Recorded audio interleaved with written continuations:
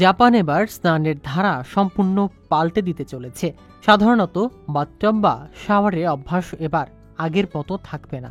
Shower head প্রস্তুতকারক প্রতিষ্ঠান science co এনেছে বিশাল হিউম্যান ওয়াশিং মেশিন, যেখানে বসেই পুরো শরীর ধোয়া ও শুকানোর অভিজ্ঞতা নেওয়া যাবে। প্রতিদিন 7 থেকে 8 জন ব্যবহারকারী মাত্র 15 মিনিটেই এই অভিনব স্নান চক্র উপভোগ করতে পারবে।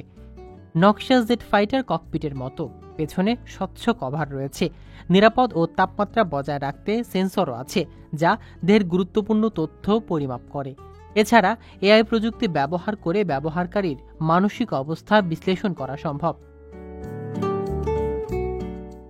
এই ধারণা প্রথম শুরু হয় 1970 সালের জাপান ওয়ার্ল্ড এক্সপোতে সানিও ইলেকট্রিক দ্বারা।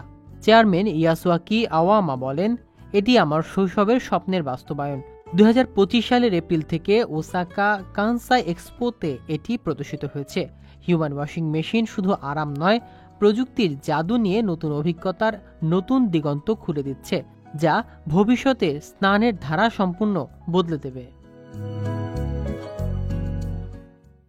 লক্ষাধিক টাকা বেতনে কর্মী নিচ্ছে জাপান। যেতে আগ্রহীরা যোগাযোগ করুন স্ক্রিনে দেয়া নাম্বারে।